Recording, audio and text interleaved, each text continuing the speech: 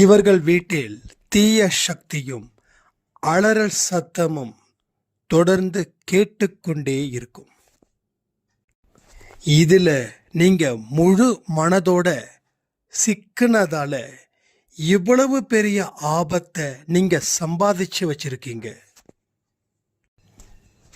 நீங்க கடவுளை அலட்சியப்படுத்த உங்க வாழ்க்கை பெரும் துன்பத்தில் தொடர்ந்து நிலைச்சு நிற்கும். சாயப்பா சொல்லும் இறுதி கட்ட எச்சரிக்கை இந்த பதிவு. நிலையற்ற சந்தோஷத்தை தேடினா நிலையான ஆபத்தை நீங்க சந்தித்து கொண்டே இருப்பீர்கள் காலம் முழுவதும்.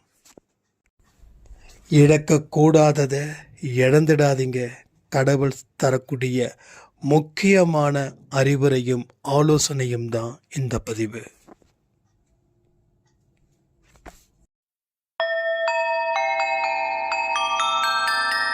ஓம் சாயிரா சாயிரா, ஓம் சாயிரா சாயிரா, ஓம் சாயிரா சாயிரா, அன்பே சாயிரா, பேரன்பே சாயிரா, அகிலம் தளிக்க ஆத்மா விழிக்க அனுதினம் சாயிரா, எங்கள் அன்பே சாயிரா.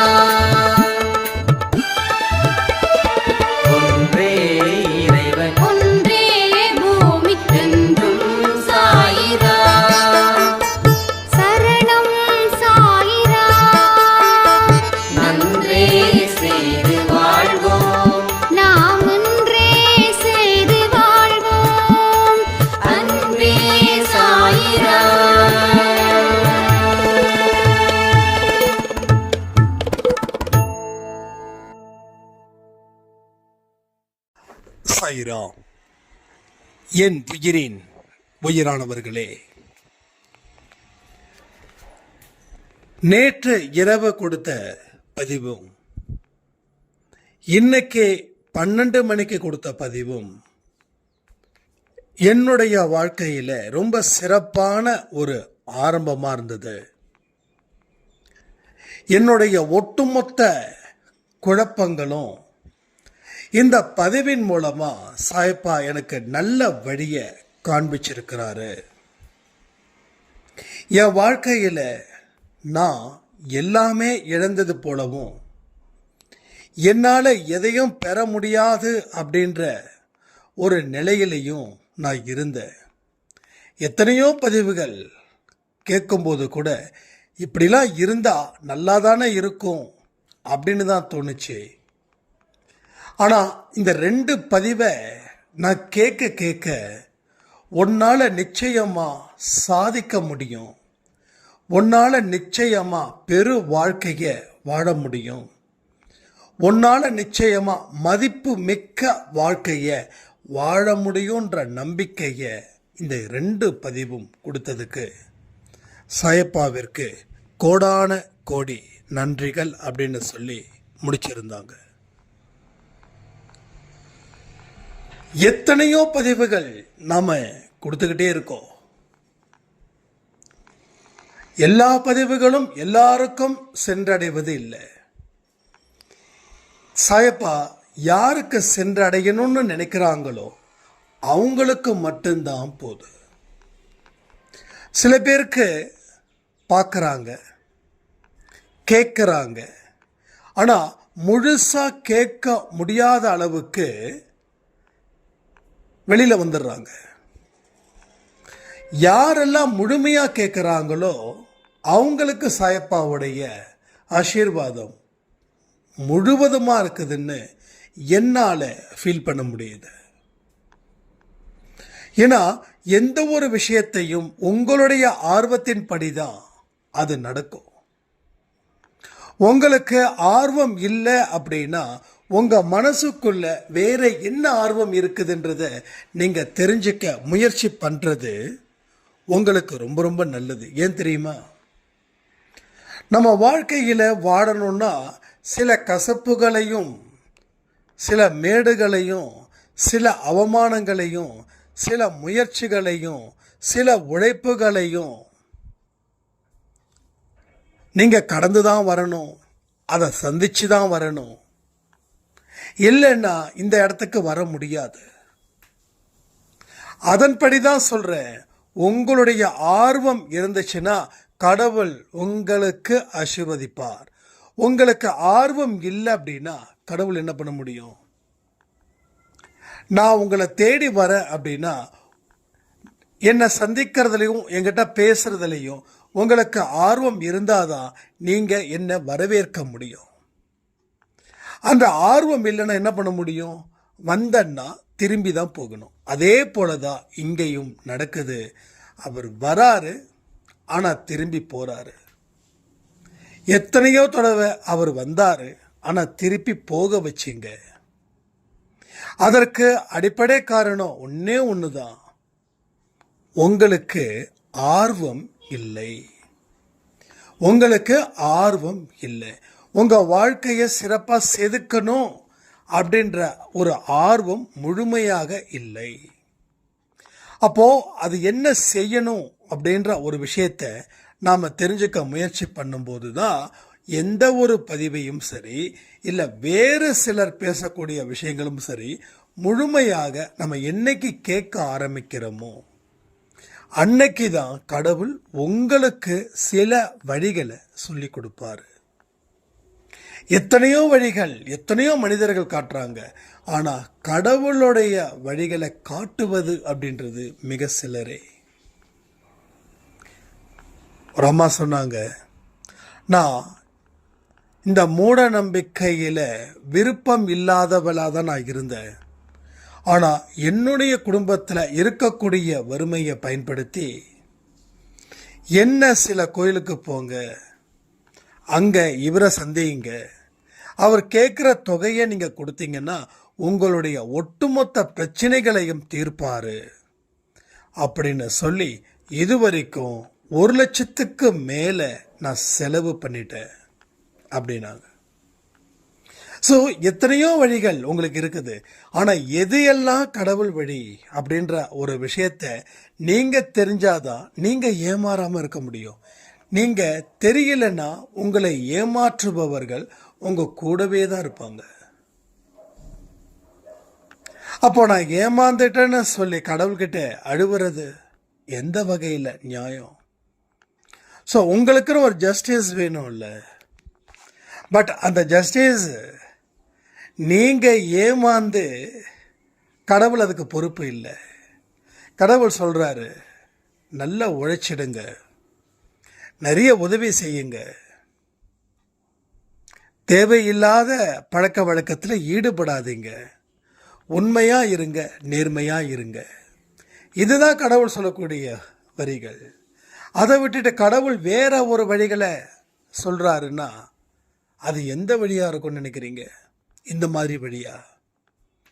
காசை கொடுத்தா ஒருத்தவங்களோட கர்மாவை நான் அழிச்சிடுவேன்னு சொல்றவன் உங்களை ஏமாத்துபவனா இல்லை நல்லவனா? நீங்க சொல்லுங்க. அப்போ அவனுக்கு அந்த சூட்சமம் தெரிஞ்சா அவன் ஏன் அந்த சூட்சமத்தை பயன்படுத்தி பெரிய இடத்துல உயர்ந்து வாழக்கூடாது? எத்தனையோ பேர் பரிகாரம் பூஜை பண்ற, அதை பண்ற, இதை பண்ற அப்படின்றாங்களே. பட் அவங்களோட வாழ்க்கையில அவங்க நாம நினைக்கிறது போல, அதாவது ஒரு மிடில் கிளாஸ் பீப்புளை மீட் பண்ற அளவுல தானே அவங்க இருக்காங்க. அப்போ அவங்க அந்த பரிகாரத்தை பயன்படுத்தி இன்னும் ஒரு படி இல்லை 1000 படி மேலே போய் வாழ முடியாதா? ஏன் வாழ முடியல? ஒன்றும் இல்லை, ஒரு ரொம்ப சின்ன சைஸ் அந்த ரூமு. எப்பயோ நான் போனது. அப்போ அவர் அந்த ஜாதக நோட்டை பார்த்து பக்கம் பக்கமாக சொல்கிறாரு. சொல்லிட்டு ஃபைனலாக ஒரு ஜாதகத்துக்கு 100 ரூபாய் வாங்கினாரு. இதெல்லாம் செய்யுங்க, அதெல்லாம் செய்யுங்க அப்படி அப்படின்னாரு. சரி, ஓகேங்க அப்படின்னு. இப்போ அவருக்கு அந்த கட்டம் தெரியும்ல. அப்போ அவர் அந்த பரிகாரத்தை பண்ணி பெரிய ஜோதிடக்காரரா ஏன் மாற முடியல? அப்போ எல்லா விஷயங்களும் எந்த ஒரு மனுஷனாலையும் தீர்க்க முடியாது. அதுக்கு தீர்க்கணும் அப்படின்னா கடவுள் ஒருவரால் தான் முடியும். மனுஷனால முடியாத விஷயத்த நாம் இவனால் முடியுதுன்னு நம்பி ஏமாந்து போகிறது நீங்களா இல்லை ஏமாத்துறது அவங்களா? நான் அவங்கள குறை சொல்ல மாட்டேன். ஆனால் ஏமாந்து போவது நீங்கள் மட்டும்தான். அப்போ கடவுளுடைய வழிகள் கொஞ்சம் கடினமாக தான் இருக்கும். ரொம்ப நேரம் ஜேர்னி பண்ணாலும் ரீச் ஆக முடியாது. அதுக்காக நம்ம ஜேர்னி பண்ணலன்னு அர்த்தம் இல்லை. நம்ம ஜேர்னியில் தான் இருக்கோம். அதாவது அரை மணி நேரத்தில் ஏறி இறங்கக்கூடிய இடமும் இருக்குது, 10 நாளாக போகக்கூடிய பயணமும் இருக்குது. சரியா? சில பேருக்கு 1/2 hourல அவங்களுடைய பயணம் முடிஞ்சிடுது. ஆனால் சில பேருக்கு 10 நாளுக்கு அப்புறம்தான் அவங்க பயணம் முடியுது. அப்போ கடவுளுடைய வழிகள் எப்படி அப்படின்னா, நீ ஜேர்னிலே இருக்கணும். ஆனால் ஒன்று, நீ ஜேர்னி பண்ணிட்டு இருக்கன்னு நம்பு. உன்னோட வாழ்க்கையை வாழ்ந்துக்கிட்டு இருக்க நம்பு. நீ எதிர்பார்த்த பலன் வரலையேன்னு சொல்லி உன்னோட ஜேர்னியை ஸ்டாப் பண்ணிடாத. நீ புறப்பட்டுட்ட. நீ புறப்பட தான் சாய்ப்பா கண்ணுக்கு முன்னாடி வருவார். அவர் எத்தனை அடியில் வருவார்னு தெரியாது. ஆனால் ஒன்று, உன் பயணம் முடியறதுக்குள்ள வந்துடுவார். உன்னோட பயணத்தை நீ நிறுத்தாத. உன்னோட பயணத்தை அவர் என்னைக்கு நிறுத்துறாரோ அது வரைக்கும் உன்னுடைய பயணம் தொடரட்டும். அது வரைக்கும் உன்னோட பயணத்தை நிறுத்தாத. நம்ம என்ன செய்கிறோம்? நிறைய பேர் என்ன செய்கிறோம்? பயணத்தை ஆரம்பிச்சிட்டோம், தடைப்படலாம். கோயிலுக்கெல்லாம் போனோம், சாமியெல்லாம் கும்பிட்டோம், பயணத்தை ஆரம்பிக்கிறோன்னு சொல்லி வாக்கு கேட்டோம், எல்லாமே செஞ்சோம். ஆனால் பயணத்தை நிறுத்த சொன்னது யார்? இப்போ இந்த அம்மா சொல்கிறாங்களே 1 லட்சத்துக்கு மேலே செலவு பண்ண. அப்போ அப்போ அதுக்கு முன்னாடி வேற பயணத்தை தானே பயணம் பண்ணிட்டு இருந்தாங்க. அப்போ அந்த பயணத்தை கடவுள் வந்து சொன்னாரா, இதை பாருமா, நீ இந்த பாதையில் பயணம் செய்யாத. இந்த பாதையில் பயணம் செஞ்சா நீ பயணம் செஞ்சுக்கிட்டு தான் இருக்கணும். அலைச்சல் தான். ஸோ ரிசல்ட் இல்லை. உங்கள் வீட்டுக்கு வேற ஒரு பெண்மணி வருவாங்க. அந்த பெண்மணி வந்து உங்ககிட்ட சொல்லுவாங்க, இன்னார்கிட்ட போ, இன்னார்கிட்ட இத்தனை ரூபா கொடு, அவர் உன்னுடைய கர்மாவை அழிச்சிடுவாருன்னு கடவுள் சொல்லி தான் இந்த அம்மா கேட்டாங்களா? இல்லை. அப்போ இவங்க பயணத்தை என்னைக்கு நிறுத்தினாங்களோ அன்னைக்கு வேற ஒருத்தன் தயாராகிட்டான் கூப்பிட்டு போக. வாழ்க்கைன்றது பயணம், அதில் மாற்றுக்கிறதே இல்லை. நம்ம உயிர் என்னைக்கு நிற்குதோ அது வரைக்கும் பயணம் தொடர்ந்துக்கிட்டு தான் இருக்கும். அப்போ ஒரு இடத்துல பயணத்தை நிறுத்திட்டா நம்ம சும்மா இருந்துட முடியாது. அப்போ வேறு ஒருத்தன் கையில் நம்ம கடவுளை ஒப்படைச்சிடுவார். அப்போ வேறு ஒருத்தவன் நல்லவனாக இருக்கணும். அது ரொம்ப முக்கியம். ஒருவேளை அவன் யோக்கியனா, ஒருவேளை அவன் ஏமாற்றுபவனா இருந்தால் என்ன ஆகும்? வாழ்க்கை ஃபினிஷ்ட். அப்படி தான் இங்கே நடக்குது.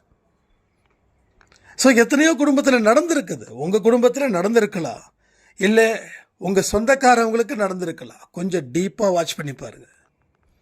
நம்ம சொல்கிறது எல்லாமே கண்டிப்பாக உங்களை சுற்றி நடந்துட்டு இருக்கக்கூடிய கசப்பான உண்மைகளை தான் சொல்லிட்டு இருக்கோம். ஒரு கசப்புக்கு கசப்பு ஏற்றது போல தான் இங்கே ஒரு நெகட்டிவை சொன்னாதான் அந்த நெகட்டிவில் இருந்து நீங்கள் வெளியில் வர முடியும். நம்ம படுக்க சும்மா ஒரு 12 நிமிஷம் இல்லை 10 நிமிஷம் ஏதோ ஒன்று பேசிட்டு போயிடலாம். நீ நன்றாக இருப்பாய், நீ வாழ்வாய், நீ வெல்வாய். எல்லாரும் தான் சொல்கிறாங்க. யார் சொல்லலை? எல்லாரும் தான் சொல்கிறாங்க. நீ நன்றாக இருப்பாய்னா நீ நன்றாக இருக்க என்ன செய்யணும்? நீ நல்லா வாழுவேன்னா நீ நல்லா வாழ என்ன செய்யணும்? அதற்குண்டான வழி, அதுக்குண்டான முறை என்ன? What's a procedure, what's a protocol, what's a next moment, what's a next step?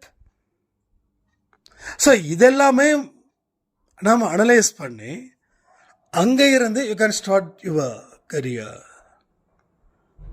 So நீங்கள் ஸ்டார்ட் பண்ணலை அப்படின்னா வேற ஒருத்தன் உங்களை பலியாடாக்கிடுவா. வேற ஒருத்தர் உங்களை 100% பலியாடாக்கிடுவா. அப்போ நம்மளுடைய எண்ணங்களே வெளியில் அதை அவுட்புட் பண்ணுது. நாம் ஏமாறுவோமா, ஏமாற மாட்டோமா? ஏமாத்துறதுக்குன்னு ஒரு கூட்டம் வரும். அந்த கூட்டம் உங்க முகமே காட்டி கொடுக்கும், நீ கண்டிப்பா ஏமாறுவ அப்படின்னு. ஏன்னா என்னதான் நம்ம தைரியசாலியா ஆக்ட் பண்ணாலும் நம்ம உள்ளுக்குள்ள இருக்கக்கூடிய எண்ணங்கள் ரொம்ப பலகீனமா இருக்கும்போது அந்த ஃபேஸோட எக்ஸ்பிரஷன் இருக்கு, அது வேற மாதிரியான அவுட்புட் ஷோஸை கொடுத்துரும். ஸோ அதனால தான் சொல்கிறேன், கவனமாக இருக்கணும். உங்களை ஃபுல் அண்ட் ஃபுல் நீங்கள் தான் உங்களை கவனிச்சிக்கணும். ஒரு ஸ்டெப்ஸும் எப்படி இருக்கு ஆரம்பத்தில் ஸ்டெப்ஸு ஏற முடியாத அளவுக்கு பயம் இருக்கும். ஏறும்போது கால் சறுக்கும், கால் வழுக்கும், அடிப்படும். ஆனால் இதை பொருட்படுத்தி யார் ஏறுறாங்களோ அவங்களுக்கே அடுத்த அடி சிறப்பாக இருக்கும். ஒரு சார் ரீசன்ட்லி அவங்க யூஎஸ்ல இருக்காங்க, சொன்னாங்க, தம்பி இந்த மாதிரி எல்லாமே அக்செப்டபிள் தான், but I can't accept the pain. என்னால் அந்த பெயினை அக்செப்ட் பண்ண முடியல. ஸோ எப்படி பாசிபிள், இட்ஸ் இம்பாசிபிள் அப்படின்னாங்க. அதாவது வழியே இல்லை, இது எப்படி முடியும், சத்தியமாக முடியாது. அப்போ நம்மளோட லைஃப் ரொம்ப கம்ஃபர்டபுள் ஜோனாக இருந்தது, அதாவது வசதியான ஜோனாக இருந்தது. நான் காலையில் சொன்னேன்னு நினைக்கிறேன், கீழே இருக்கிறவ மேலே போயிட்டு மறுபடியும் மேலே இருந்து கீழே வர்றதுக்கு அவன் தயாராக தான் இருப்பான், பயப்பட மாட்டான். ஆனால் மேலேயே உட்காந்துட்டு இருக்கிறவன் கீழே வர்றதுக்கு பயப்படுவான். அப்போது நாம் ஒரு விஷயத்தை புரிஞ்சுக்கணும், வாழ்க்கையில் அப் அண்ட் டவுன்ஸ் இருக்கத்தான் செய்யும். மேலே இருக்கும்போது எப்படி சந்தோஷமாக இந்த உலகத்தை பார்த்தியோ, அதே போல் கீழே இருக்கும் போதும் அதே சந்தோஷமா இந்த உலகத்தை பாரு ராஜா. அவ்வளோதான், வேற ஒன்றுமே இல்லை. அப்போ நிறைய விஷயங்கள் அவங்களுக்கு என்ன, நான் நிறைய சில கேள்விகள்லாம் கேட்பேன், அதுக்கு கேள்விகளுக்கு பதிலை வச்சே கண்டுபிடிச்சிடலாம். ஸோ அவங்க 100% ரொம்ப சேஃப் அண்டு கம்ஃபர்டபுள் ஜோனில் இருந்தாங்க. திடீர்னு அவங்க வாழ்க்கையில் கொஞ்சம் காற்று அதிகமாக அடிச்சிருச்சு. புயலோ சுனாமியும் இல்லை, புயலும் கிடையாது, சுனாமியும் கிடையாது. கொஞ்சம் காற்று அதிகமாக அடிச்சிடுச்சு. அதை அவங்க சுனாமியாக நினச்சி பயந்துட்டாங்க. அப்போது இதெல்லாம் ஒரு ப்ராப்ளமா அப்படின்னு நீங்கள் சில பேர்கிட்ட சொல்லுவீங்க தெரியுமா? ஏன்னா உங்களோட ப்ராப்ளம் சொன்னவங்க ப்ராப்ளத்தை விட 1000 மடங்கு அதிகம். பட் நீங்கள் சொல்லுவீங்க, எப்படி சொல்லுவீங்க? உங்களுக்கு அதை விட பிரச்சனைகள் இருந்து நீங்கள் அதில் இருந்து ஓவர் கம் பண்ணி இந்த லைஃப்பை கொஞ்சம் என்ஜாய் மைண்டுக்கு நீங்கள் வச்சுருக்கீங்க, ரைட்டா? அது போல தான் நான் சொன்னேன் உங்ககிட்ட, இதை விட பாதாளத்தில் தொங்கிக்கிட்டு இருக்கிறவங்கள கூட கடவுள் ஒரு கோட்டையில் உட்கார வச்சு அழகு பார்த்தாரு. உங்களுக்கு ஏற்பட்டது ஒரு சின்ன சர்க்கிள் மட்டும்தான், இதை நீங்கள் சரி பண்ணிடலாம் அப்படின்னு. அப்போ நினைச்சேன் நாம எவ்வளவு அடியும் வலியும் இருக்கிறதால மற்றவங்க பிரச்சனை பார்க்கும்போது அதை சரி பண்ண முடியுன்ற நம்பிக்கையை சொல்றதுக்கு நமக்கு தகுதி இருக்குது. கீழே இருந்து வந்தவன் நான், திரும்பவும் சொல்றேன், கீழே இருந்து வந்தவன், பாதாளத்தில் இருந்து வந்தவன், எத்தனையோ அவமானத்தையும் எத்தனையோ கரடு முரடான இடத்துல இருந்தும் அதெல்லாம் மீண்டு வந்தவன். அதனால தான் உங்களுக்கு ஏதாவது ஒரு ப்ராப்ளம் அப்படின்னா என்னால் அதற்கு தகுந்த பதிலை சொல்ல முடியுது. ஆனால் ஒன்று, நீங்கள் நம்பிக்கையோடு அதை ஏற்றுக்கொள்ளணும், இல்லைன்னா அது எனக்கே திரும்பி வந்துடும். நான் சொல்லக்கூடிய விஷயத்தை நீங்கள் முழுசாக ஏற்றுக்கிட்டாதான் அது உங்களுக்கு சொந்தமாகும், ஏற்றுக்கலைன்னா அது எனக்கே சொந்தமாகும். அப்போ எனக்கு பலம் பெருகுது, உங்களுக்கு பலம் பெருகலை. அப்போ சொல்லக்கூடிய விஷயத்தை நீங்கள் அக்செப்ட் பண்ணிட்டீங்கன்னா உங்கள் பலம் கூடும். உங்கள் பலம் கூடுறதால என்னுடைய பலமும் கூடும். ஸோ நல்லது செய்கிறவனுக்கு எல்லா இடத்துலையுமே நல்ல வாழ்வு தான் கிடைக்கும். புரியுதா உங்களுக்கு? நல்லது செய்யணும், நல்லதை நினைக்கணும். நம்ம எவ்வளவோ தப்புகள் செஞ்சுருப்போம். மன்னிப்பு கேட்டாச்சுன்னா அங்கேருந்து வெளியில் வந்துடணும். அந்த தப்பை நினச்சி பயப்படக்கூடாது.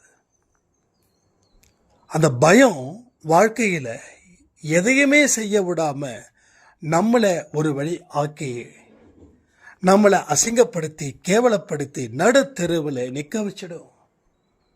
ஸோ இது எல்லாத்தையும் முழு மனதோட சொல்லக்கூடிய வார்த்தைகளை நீங்கள் ஏற்றுக்கொள்ள தயாராக இருந்தீங்கன்னா கடவுள் உங்கள் ஒவ்வொருத்தவங்களுடைய வீட்டிலையும் வந்து பல அற்புதத்தையும் அதிசயத்தையும் செய்வார்.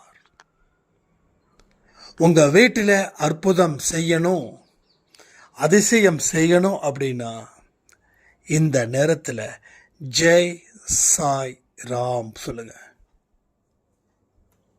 ஜெய் இது வெற்றி, இட்ஸ் அ வினிங்.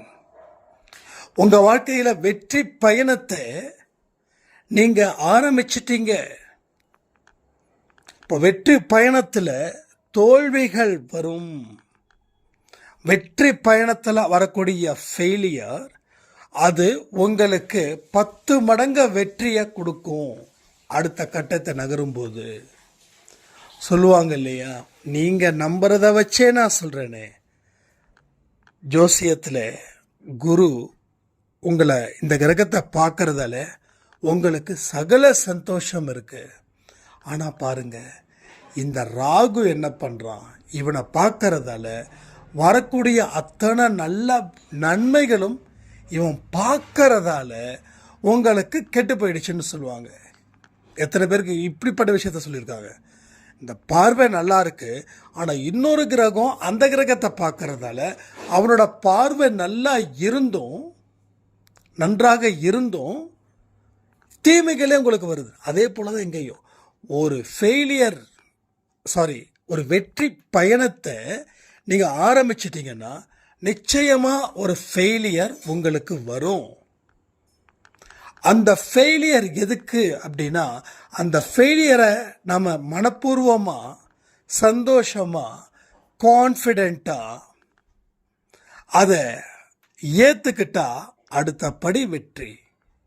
ஆனால் வெற்றி பயணத்தை ஆரம்பிச்சிட்டேன், ஆனால் எடுத்த உடனே ஒரு ஃபெயிலியர் அப்படின்னு பயந்து நின்றுட்டோம் அப்படின்னா உங்களுக்கு அதை நீங்கள் தாண்டலை, அதை நீங்கள் அக்செப்ட் பண்ணலை, அது நல்லதுன்னு நினைக்கல.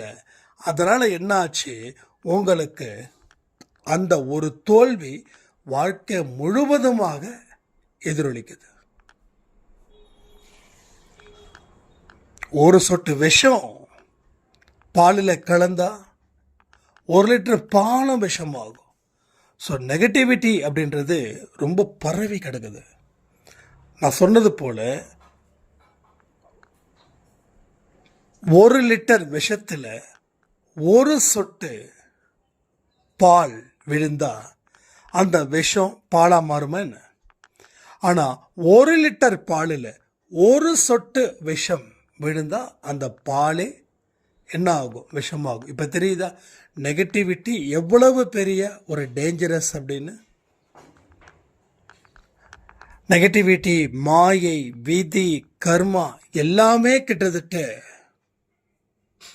ஒரே குடும்பம்தான். மாயையில் விழுந்தா அந்த நேரத்தில் சந்தோஷம் கிடைக்கும், ஆனால் அந்த சந்தோஷத்துக்கு அப்புறம் எதிர்மறை எண்ணங்கள் வரும். ஒரு செயல் பாவ செயலை செய்யும் போது சந்தோஷம் கிடைக்கும், அதை முடிஞ்சா எதிர்மறை எண்ணங்கள் வரும். என்னைக்கு ஒரு மனுஷனுக்கு துன்பம் அதிகரிக்குதோ அன்னைக்கு அவன் எதிர்மறை எண்ணங்களால் வீழ்த்தப்படுவது நிச்சயம். ஸோ அவன் அங்கே தான் வீழ்த்தப்படுறான். அப்போ எதிர்மறை எண்ணங்கள் எல்லா இடத்துலையும் இருக்குது. பட் இந்த சில விஷயத்தை செய்வதன் விளைவில் தான் அந்த எதிர்மறை எண்ணங்கள் நிற்குது. பாவம் செய்யாத, எதிர்மறை எண்ணமே வராது.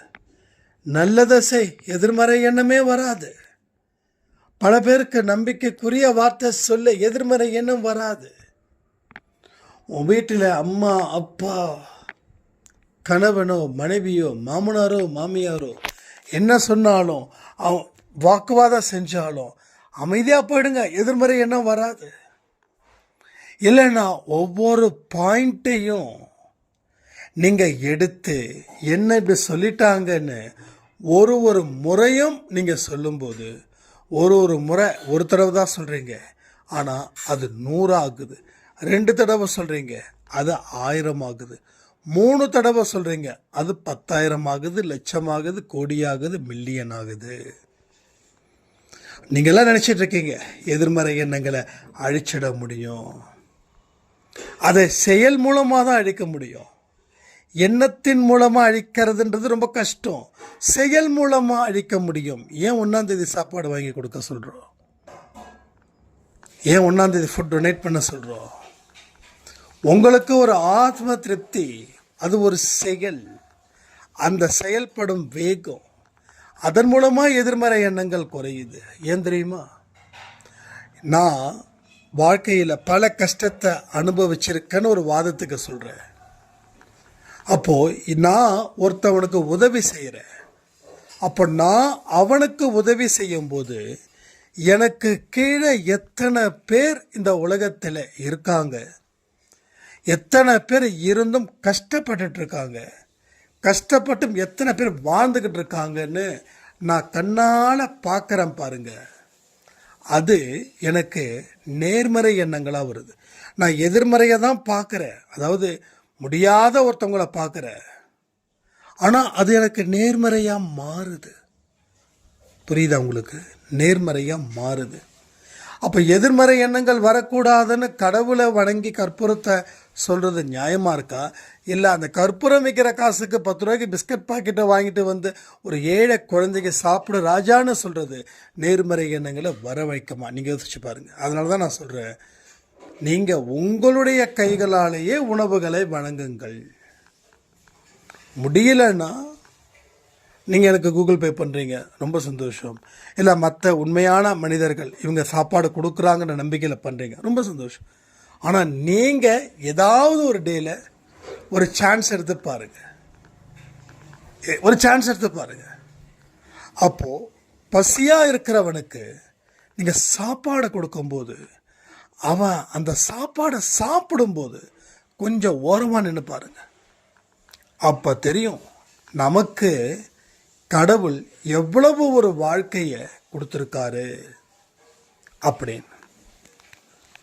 அப்போ எதிர்மறை எண்ணங்களை சரி பண்ணணும்னா என்ன செய்யணும்? செயல்படணும். நல்ல விதத்தில் செயல்படணும். நல்ல விதத்தில் செயல்பட்டால் மட்டும்தான் இங்கே பாஸ் ஆக முடியும். இல்லைன்னா தொடர்ந்து நாம் தோல்வியோட முகத்திலேயே இருக்கணும்.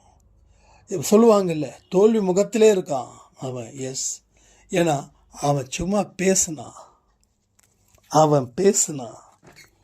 அவன் பேசுனதை பல பேர் தலையாட்டினாங்க, ஆனால் அவன் வாழ்க்கையில் எதையுமே செய்யலை. நிறைய பேர் பார்த்தீங்கன்னா வாய்ச்சொல் வீரர்களாக இருப்பாங்க. ஏதாவது ஒரு பொருளை வாங்கினா கூட, ஏன் இந்த பொருளை வாங்கிட்டீங்க, நீங்கள் ஏமாந்துட்டீங்க அப்படின்வாங்க. சரி, அவன் அந்த பொருளை வச்சுருக்கான்னு பார்த்தா அவன் அந்த பொருளை வச்சுருக்க மாட்டான். ஸோ இது மாதிரி வாய்ச்சொல் மன்னர்கள் இந்த சொசைட்டியில் நிறைய இடத்துல இருக்காங்க, ஏக்கச்சக்கமாக இருக்காங்க. ஸோ நாம் அப்படி போயிடக்கூடாது. அன்பே சாய் குடும்பம் என்றைக்கும் யாரையும் விதண்டாவாதமோ வாக்குவாதத்துக்கோ அழைக்கக்கூடாது. சண்டை செய்யலாம் வாங்கன்னு சொன்னால் கூட சண்டை நமக்கு செட் ஆகாது அப்படின்னு நீங்கள் சொல்லுங்கள். இல்லை தோல்வியா பயம் அப்படின்னா, ஆமாங்க தோல்வி தான், எனக்கு பயம்தான் அப்படின்னுங்க.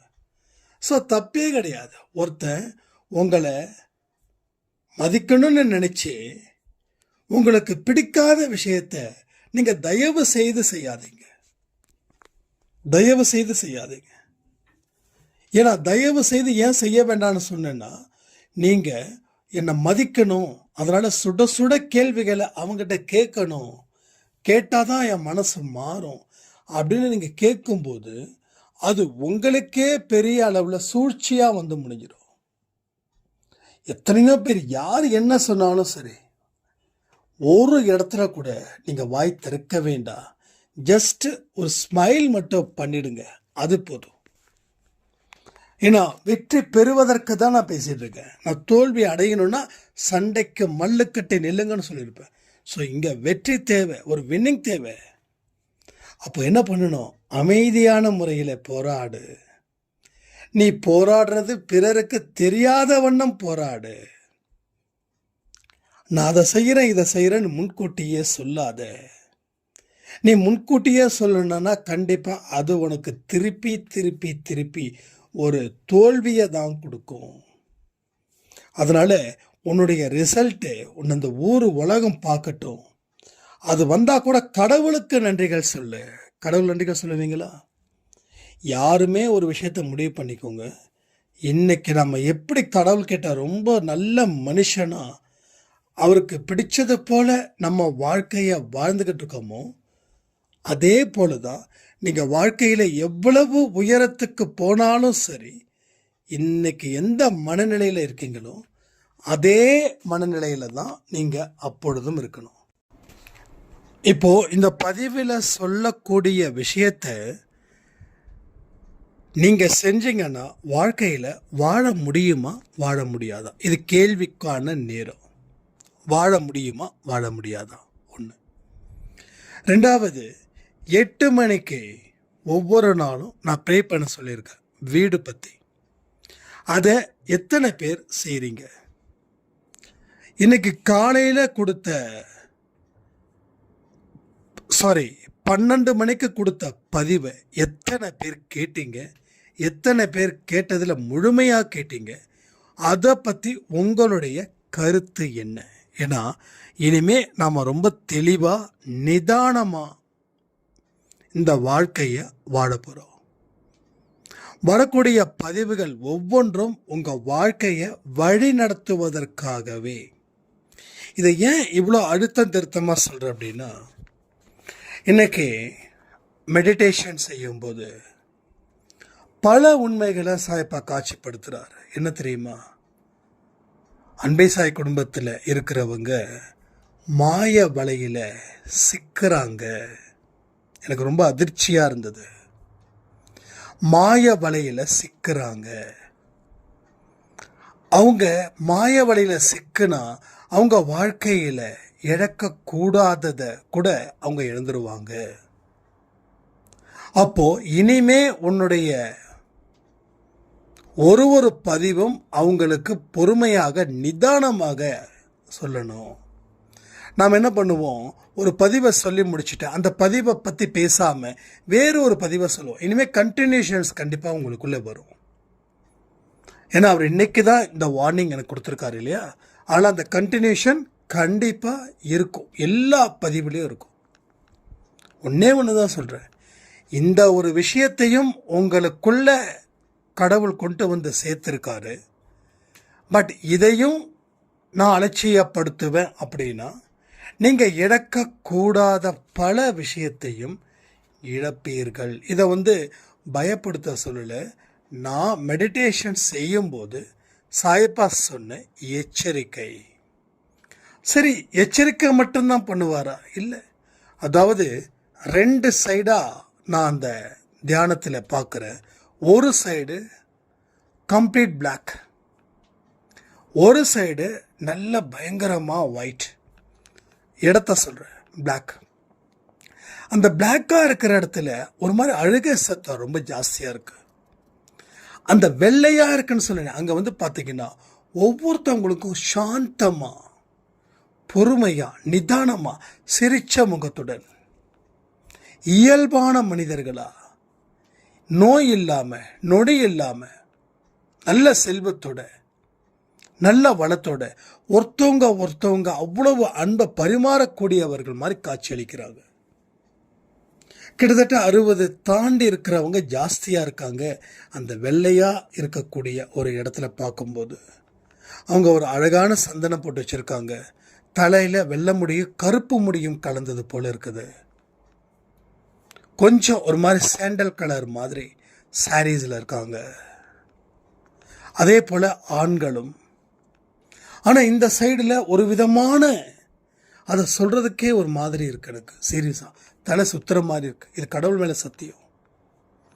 அப்போது சிலருக்கு மட்டும்தான் அந்த மாய வலையின் பிடியில் இருந்து தப்பிச்சிருக்காங்க. ஆனால் பலருக்கு அந்த மாயை வலை விரிக்கப்பட்டது, அதில் சிக்கி இருக்கிறார்கள். அதாவது விரிக்கப்பட்டதால் அவங்களா வந்து விழுந்தவங்களும் ஜாஸ்தி, இல்லை மாய வலை பிடிச்சி அந்த வலையை வந்து எவனோ ஒருத்தன் உங்களை பிடிச்சி இழுத்ததும் இருக்காங்க. எல்லாமே இதில் அடங்கியிருக்காங்க. இப்போ இதுக்கு என்ன பதில் நீங்கள் சொல்ல போகிறீங்க?